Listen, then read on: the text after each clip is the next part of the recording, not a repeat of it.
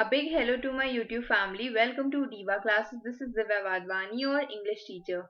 Today we'll be doing the time management and paper presentation part of English literature. Since tomorrow is your exam, so the very first thing in this is that how you need to manage your time and in what time you have to complete what questions. Okay, the very first thing, as you know that this will be of 80 marks and it will be of 3 hours. Now, the thing is ki what you have to do in these 15 minutes that you will get for reading time. Very first thing, आप question देखोगे आपको समझ में आ जाएगा कि इसका answer क्या है. If you have been well prepared, just try to do that elimination method कि अच्छा what is Ferdinand doing at the beginning of act 3 scene 1, ये भी नहीं होगा, ये भी नहीं होगा, ये भी नहीं होगा, ये हो सकता है, तो it will be the answer. ठीक है, ट्राई दैट एलिमिनेशन मेथड कि हम पहले सारे जो रॉन्ग वाले हैं उनको कट करते हैं, पढ़ेंगे सारे ऑप्शंस, उसके बाद जो रॉन्ग वाले उनको कट करके then you will get the right answer. तो this you will solve it, it will not take that much time. उसके बाद the next one is this you have done, this will be oral in 15 minutes. उसके बाद आता है ये वाला part.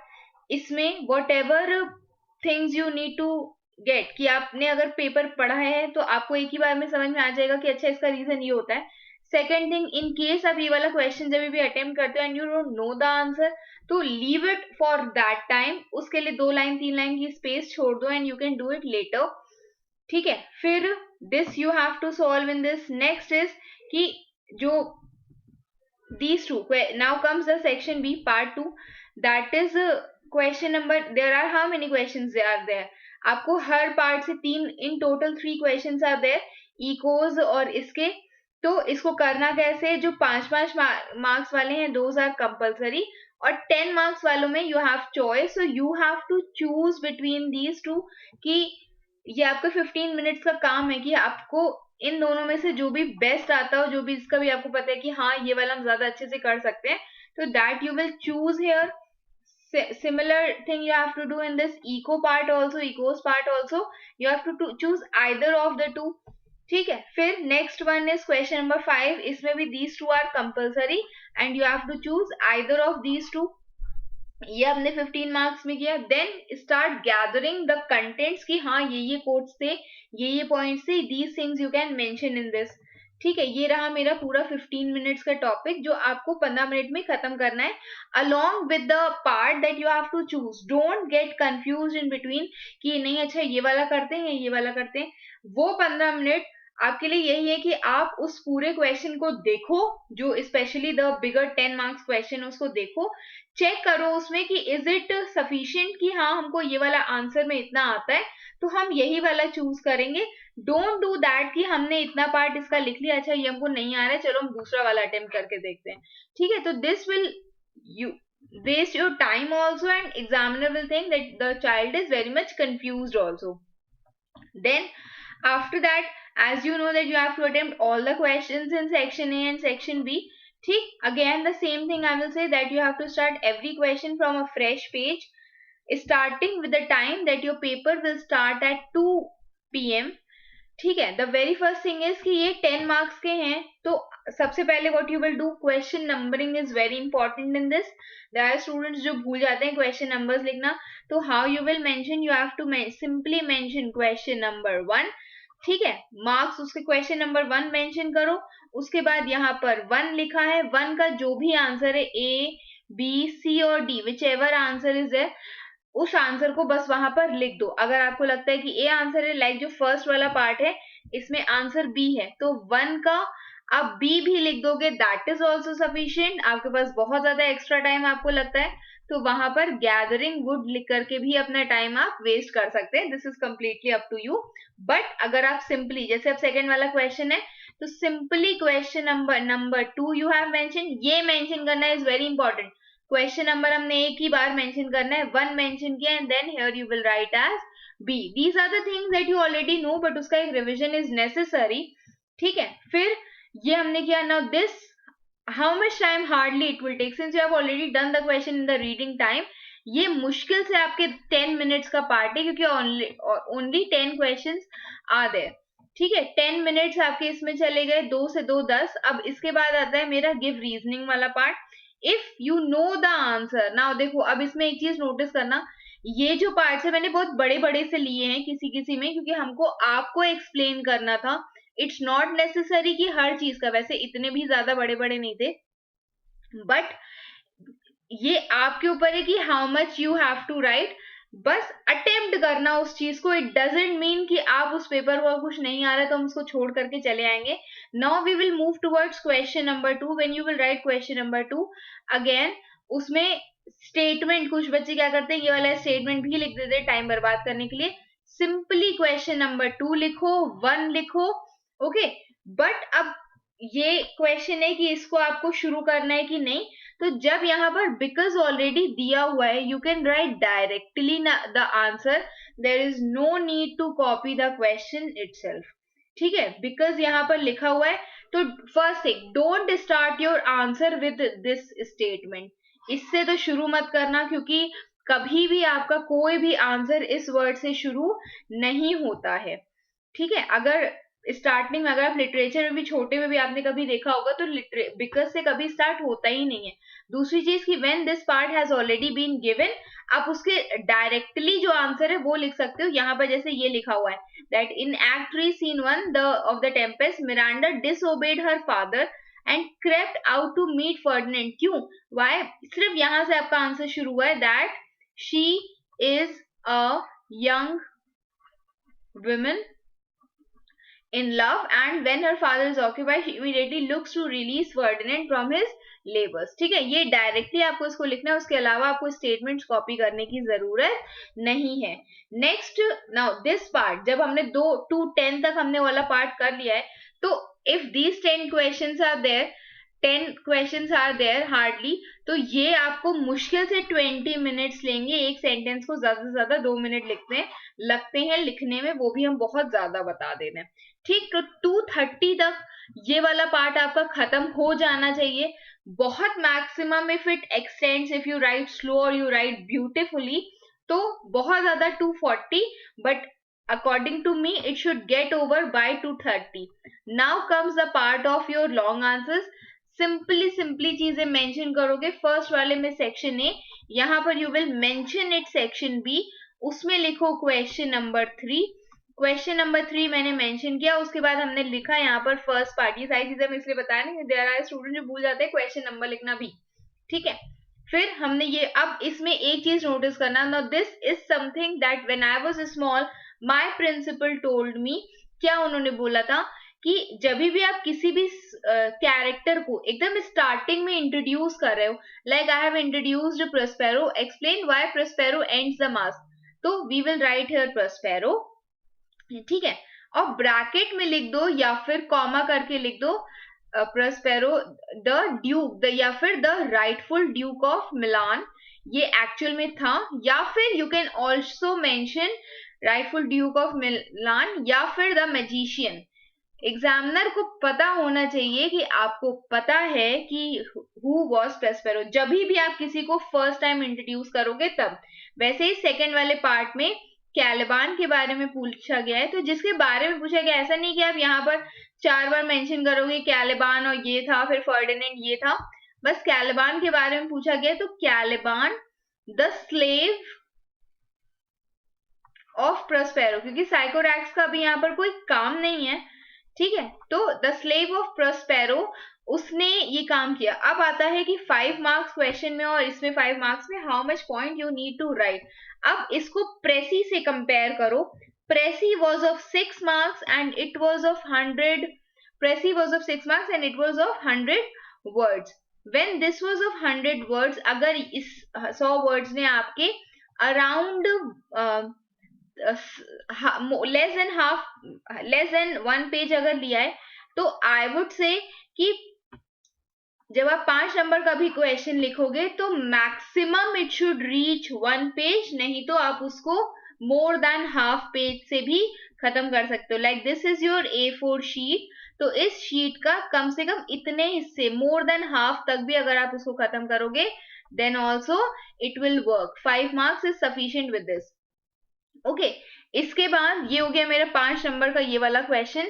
फिर आता है the next part is of 10 marks. Now this question, ये जितने भी वाले थे, जब हमने 2:30 तक अपना सेक्शन 1 खत्म कर लिया है, तो दिस पार्ट 10 मिनट्स हम बहुत कम बता रहे हैं. 10 minute is sufficient to write a small answer. एक पेज का आंसर लिखने में आपको मैक्सिमम 10 मिनट्स लगेंगे.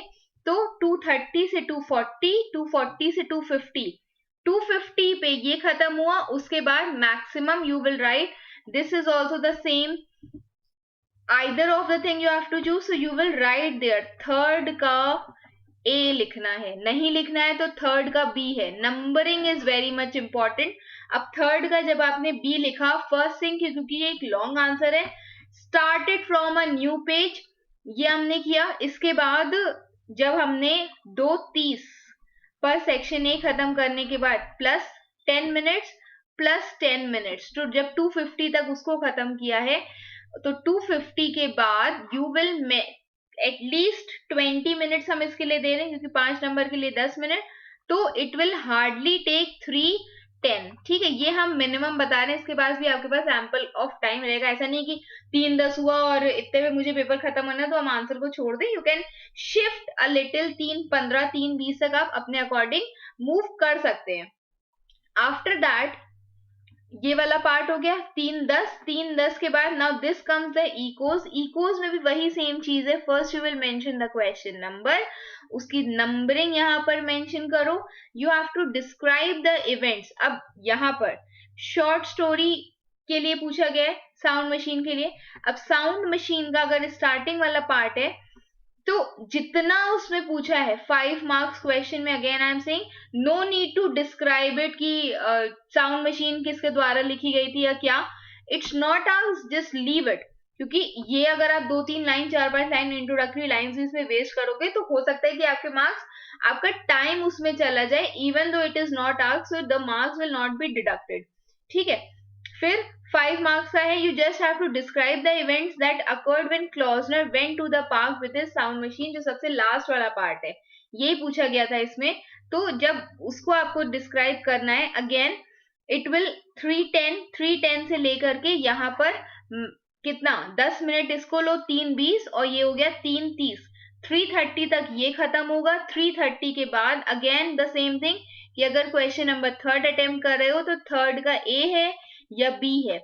ठीक है. अब सपोज करो कि बी है, तो यू नीड टू राइट कि to build a fire is a story, और उसके बाद उसकी इंट्रोडक्टरी लाइन ये किसके द्वारा लिखी गई थी, दैट यू विल राइट. छोटा सा उसका एक 2-3 लाइंस का ब्रीफ इंट्रो दे दो, जैसे हमने स्टोरीज के स्टार्टिंग में करवाया भी है, when I have taught you.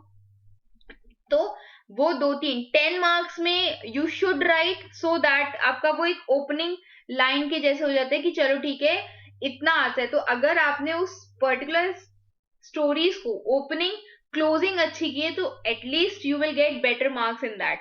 ठीक. 5 मार्क्स. 3:10 तक मेरा पहला वाला हो गया. 3:20, 3:30, 3:30, और 3:30 के बाद it with these 20 minutes, so it will hardly take 3:50. 3:50 के बाद जब आपका लास्ट वाला पार्ट आता है, अभी भी देखो you have one sufficient hour for it, तो 3:50 के बाद it would take hardly 10 minutes for this, 10 minute for this. 10 minutes plus 10 minutes मतलब 4:10, और 4:10 के बाद ये, तो इट विल टेक हार्डली 4:30.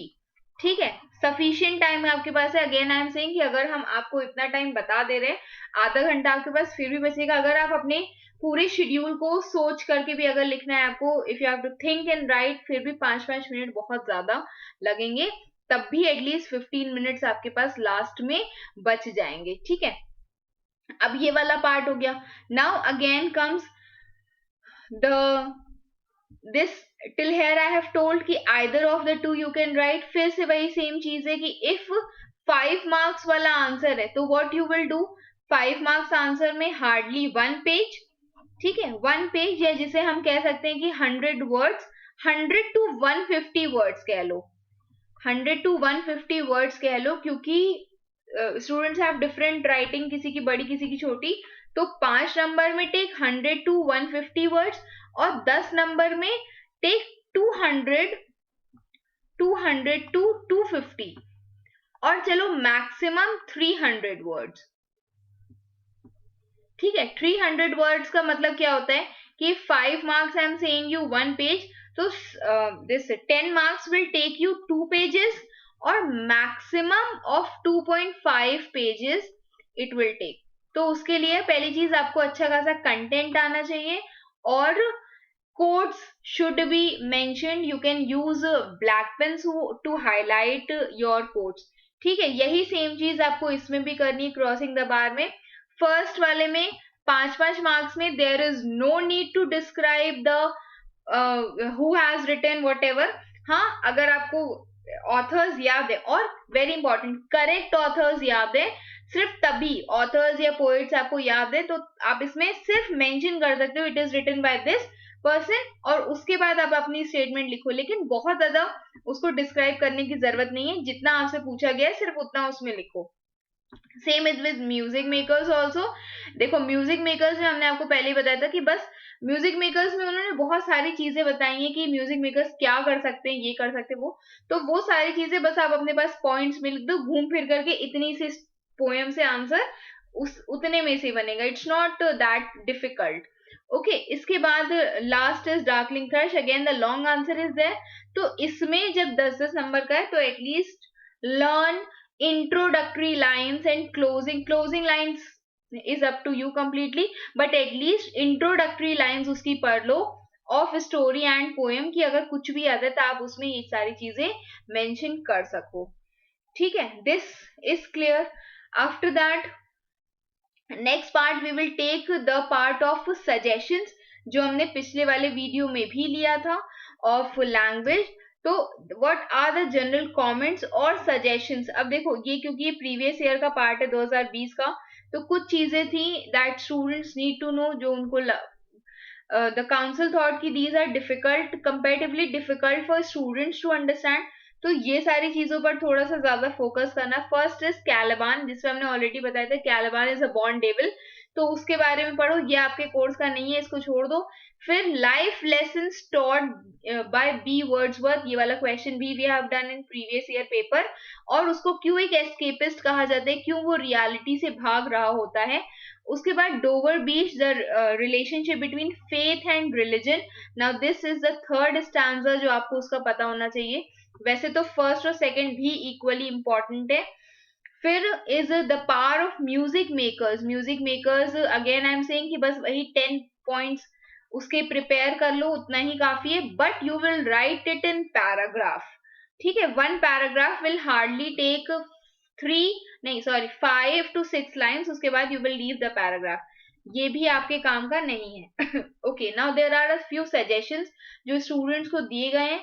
अब देखो सबसे पहले इसमें read the text repeatedly, do not refer to guide books, ये तो हम खुद आपसे कहते हैं, literally I am telling you. हम खुद जब भी आपको पढ़ाते हैं तो आई हैव अ गाइड, मतलब आई हैव मेनी गाइड्स, तो उसमें से हम कभी भी गाइड को ओपन करके आपको नहीं पढ़ाएंगे वो सारी चीजें। I either use the text book और I use the part of internet जिसमें से हम ढूंढ ढूंढ करके आपको मीनिंग्स दे देते हैं। दूसरी चीज क्लास डिस्कशंस, अभी तो ये वाला पार्ट हो नहीं सकता है। Learn to frame individual view points, individual view points कहते हैं कि आप अपने अकॉर्डिंग क्या चीजें समझ सकते हो, कि अगर आपसे पूछा गया कि Caliban is a born devil, तो प्रोस्पेरो के according how Caliban is a born devil, या एंटोनियो भी कोई कैरेक्टर था तो एंटोनियो के, अच्छा एंटोनियो ने जब कैलाबान को देखा तो उसका क्या रिएक्शन था, तो वो सारी चीजें आप अपने अपने अलग अलग ढूंढो। फिर है you have to study the types of questions asked, कि what kinds of questions are obviously asked in it, वो आपको पता होना चाहिए। Practice writing answers with in stipulated time, अब यही सेम चीज हम आपसे बोलेंगे कि अभी तो वैसे इतना ज्यादा टाइम नहीं है that you can right it, but still if possible एक 20 नंबर का या चलो 10 नंबर वाला लो, उसको आपको एटलीस्ट पता चल जाएगा कि अच्छा ये क्वेश्चन है, लर्न करो और उसके बाद 10 मिनट में एक बार उसको प्रैक्टिस करके देखो कि क्या ये आंसर हम 10 मिनट में खत्म भी कर पा रहे हैं या नहीं। अचानक से वहां पर आकर के उस चीज को लिखोगे तो you will be troubled. I am still saying कि जो चीजें नहीं याद हो रही हैं या जो स्टेटमेंट्स नहीं याद हो रहे, कोट्स नहीं याद हो रहे, बस 5 बार उसको लिख दो and definitely you will learn it. ठीक है, फिर you have to maintain a notebook या फिर डायरी, जिसमें आपको क्या चीजें मेंशन करनी है, कैरेक्टर्स के ट्रेट्स, जैसे हमने बताया था कि बेसिल हो गया, मिस मिडोज हो गई, साइंस टीचर हो गई, तो इन सब के अलग अलग कैरेक्टर्स, उनके जो व्यू पॉइंट्स थे, ऑल्टरनेट व्यू पॉइंट्स, या दोनों के बीच में अगर आप कंपैरिजन करो, फॉर एग्जांपल दैट मैन और डॉग का comparison, then important quotations that you will write, quotations भी लिखो और उनका थोड़ा थोड़ा सा मीनिंग आपको समझ में आना चाहिए कि जो आपने कोट लिखा है उसका मतलब क्या होता है, that should be noted for future reference, ये सारी चीजें you should have written with you. Then you need to pay attention on textual detail and sequence of events very carefully. Listen to me now, this is to build a fire. To build a fire में starting में वो गया, उसके बाद वो पानी में डूब गया, ठीक है, फिर उसके बाद उसने एक जगह पर आग जलाई है, शायद उसने आग पहले जलाई है और डूबा वो बाद में, फिर उसके बाद उसने जब सेकेंड टाइम फायर बिल्ड की, तो ये एक सीक्वेंस ऑफ इवेंट्स चल रहे हैं that you need to prepare in order.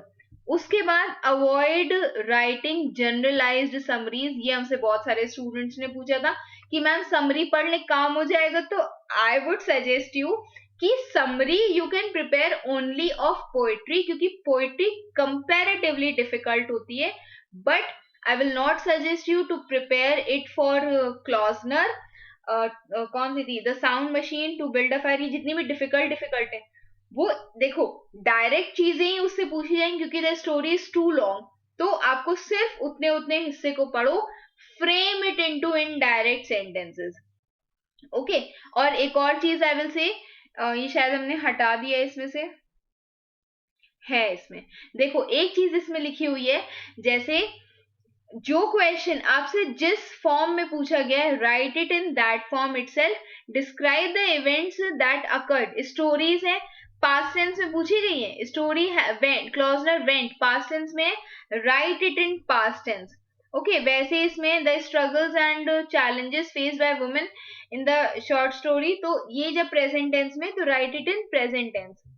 इसके बाद नेक्स्ट वी वर डूइंग, हाँ जनरलाइज समरीज मेरा हो गया. जनरलाइज समरी का मतलब है कि अगर आपसे एक पार्ट पूछा गया है, कि मान लो इंटरैक्शन पूछा गया है दो लोगों के बीच में, तो आपका सिर्फ आपको इतना ही चीज बतानी भाई, ये नहीं कि हम स्टार्टिंग से लेकर के शुरू करें और उसके बाद एंड तक हम पूरी उसमें समरी लिख दें. Summary will give you marks, ऐसा नहीं कि आपके मार्क्स उसमें मतलब आंसर कट जाता है, बट अगर आप ये एक्सपेक्ट करो कि उसके बाद ला करके हम सारे फुल मार्क्स 5 on 5 पा लेंगे, तो this will not be done. while answering carefully judge what question demands, very important, आपको ये पता होना चाहिए कि क्वेश्चन आपसे क्या कह रहा है. अगर उससे आपने कंपैरिजन मांगा है तो कंपैरिजन लिखो, कैरेक्टराइजेशन मांगा है तो वो लिखो. नेक्स्ट क्वेश्चन इज कि कैरेक्टर्स को एनालाइज करो, plot the summary of it, summary in the sense कि क्या ये जो स्टोरी या पोएम है किस चीज के बारे में, और जो थीम्स वो देती है, themes I have given you of each and every part, तो वो आपको पढ़ना है. उसके बाद you have to highlight the relevant quotations, words, phrases and examples, जहां पर भी लिखा हुआ है उसको बस, अगर आपको लगता है कि लेट हो रहा है, हम ब्लैक पेन ब्लू पेन नहीं कर सकते हैं, तो सिंपली ब्लैक अपनी पेन से उसको लिखो और लास्ट में उसको अंडरलाइन कर दो आंसर्स को. Not right at the end कि हम बिल्कुल हर आंसर को एकदम लास्ट में अंडरलाइनिंग करेंगे, जब आपने एक पूरा सेंटेंस लिखे उसके बाद उसी में ही अंडरलाइन कर दो. इफ यू थिंक कि आपको लग रहा है कि पेपर आपका बहुत लेंदी जा रहा है, सिंपली यूज ब्लैक पेन और समथिंग, स्केल्स का यूज करना उस टाइम पर इतना ज्यादा नेसेसरी नहीं है. Answer each part of the structured question जिसमें बहुत सारे पार्ट्स है, उसमें आपको एक एक हिस्सा उसका पता होना चाहिए. And whenever you will take 2 parts, for example यहाँ पर देखो दिया होगा 2000, हाँ ये वाला, इसमें जैसे मान लो कि 2 पार्ट्स दिए हुए हैं किसी के भी, describe the interaction between miss meadows and science mistress in the short story. 2 parts है इसके, एक ये वाला लिखा मैंने 3 4 5 लाइन में जो भी मेरा इंटरैक्शन था इसका. उसके बाद you have to tell the behaviour of Miss Meadows, 2 parts है, change the paragraphs, you have to. अब आपको क्या पता होना चाहिए कि जब ये 5 नंबर का है तो जाहिर सी बात है 2.5 एंड 2.5 मार्क्स का ईच आंसर है. ज्यादा से ज्यादा कितना लिखोगे उसमें, 3 लाइन 4 लाइन 5 लाइन बस. तो 5 to 6 लाइन्स ईच पार्ट में आप उसमें लिख सकते हो. Okay, then we will move to 2020 again. Then while studying, note down expressions, usage, description which will help you to understanding. कि आपको ये पता होना चाहिए. जैसे ये इसमें हम एग्जांपल लेंगे पोइट्री का. स्पेशली पोइट्री में यू नीड टू नो कि कोई भी सेंटेंस या स्टेटमेंट है तो उसका क्या मतलब होता है. जैसे किसमें था, weakening I of the day, the part of darkling thrust में, या फिर क्रॉसिंग द बार में. तो यू हैव टू नो कि उस पर्टिकुलर स्टेटमेंट का मीनिंग क्या होता है. And avoid always develop a critical insight into a particular text. कि आप कभी भी कुछ भी टेक्स्ट को पढ़ो, आप उसको एनालाइज करो. अच्छा, इसने ये वाला काम किया, इसने ये वाला काम किया. यही आपको जो वो रीजन वाले क्वेश्चंस है, रीजनिंग वाले, वो आपको इसी में ही हेल्प करते हैं. ठीक है, ये हो गया पार्ट मेरा ऑफ सजेशंस टू स्टूडेंट्स. फिर अगर इसमें कुछ स्पेसिफिक सजेशन है, देखो अब इसमें क्या दिया हुआ है दैट कुछ स्पेसिफिक चीजें हैं कि you need to read the poem thoroughly. आप उसको अच्छे से पढ़ो, एक एक लाइन को ढंग से अंडरस्टैंड करो, देखो कि वो जो वर्ड है उसका वहां पर यूज क्यों हुआ है. And you need to prepare figures of speech also.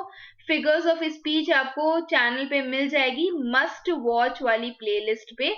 ठीक है, फिर you have to highlight the literary devices, mood, tone of the poem. कि अगर आपने कुछ ऐसी चीज उसमें मेंशन की है कि पोएम किस चीज के बारे में, तो उस चीज को हाईलाइट करो.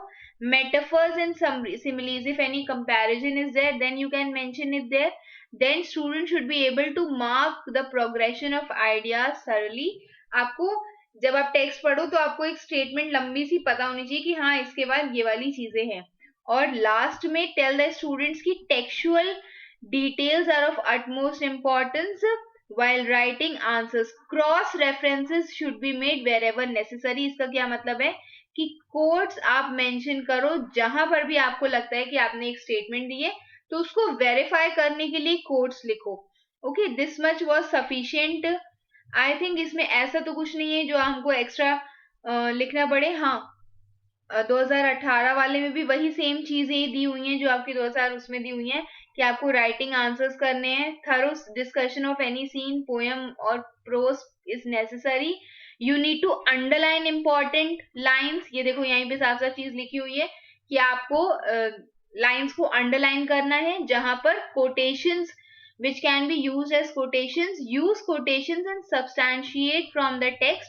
मतलब आप उसको वेरीफाई करो कि हाँ अगर आप इस स्टेटमेंट बोल रहे हो कि कैलिबान was a cruel person who plotted against Prospero, तो उसमें you have to write it also कि कहाँ पर टेक्स्ट बुक में ये सारी चीजें दी हुई हैं. लाइन नंबर्स आपसे नहीं पूछा जा रहा है, लेकिन आपको वो टेक्स्ट पार्ट उसमें लिखना है. And then you have to manage your time well during the examination. Then again the same thing has been given कि avoid ready-made notes and summaries. एक 2018 में भी बहुत अच्छी सी चीज इसमें लिखी हुई थी, लैंग्वेज पंचुएशन. देखो ये लिटरेचर वाला ही हम पढ़ रहे हैं, लैंग्वेज वाला हम लोग we have already done yesterday. ओके, एक इसमें क्या दिया हुआ है कि pay attention to language, punctuation and grammar. Do not write in haphazard manner और sketchy answers. Sketchy answers क्या होते हैं कि आप किसी चीज के डिटेल में नहीं जा रहे हो, बस ऊपर ऊपर से किसी चीज को बता दे रहे हो कि दोनों के बीच में बात हुई, जैसे क्लॉजनर और मिसेस सॉन्डर्स के बीच में बात हुई, उसने बोला उसको कि ट्री को कट करो, फिर उसको लगा कि चीजें बहुत अजीब हो रही हैं, वो भाग गई अपने घर. तो डिटेल में चीजों को बताओ कि एग्जामिनर को समझ में आए कि हाँ बच्चा पढ़ करके आया है. ओके, प्रॉपर सीक्वेंस होना चाहिए आंसर में. मेंटेन प्रॉपर सीक्वेंस की क्वेश्चन नंबर 1 2 3 4 ऐसे होना चाहिए. दूसरी चीज कि अगर आप इवेंट्स बता रहे हो तो वो भी लाइन वाइज होनी चाहिए. कोटेशंस यूज होनी चाहिए, where it has been used from, you have to verify this from the text. Then identify the question requires. Question आपसे क्या पूछ रहा है उसी को ही लिखो. Answer the question not around the question. आपको क्वेश्चन आंसर करना है, ये नहीं कि उसके आसपास घूम रहे हो बट मेन आंसर आप नहीं बता पा रहे हो. Don't do that. और उसके बाद नोट्स एंड समरीज से मत पढ़ो, जितना पढ़ना है टेक्स्ट बुक से पढ़ो. Okay, Now, this was for today. Keep preparing for your exam. Solution of language and literature I will post soon, since I also have my exam in this very week. So please wish me luck, and I also wish you luck. Keep preparing for your exams. Best wishes. Thank you.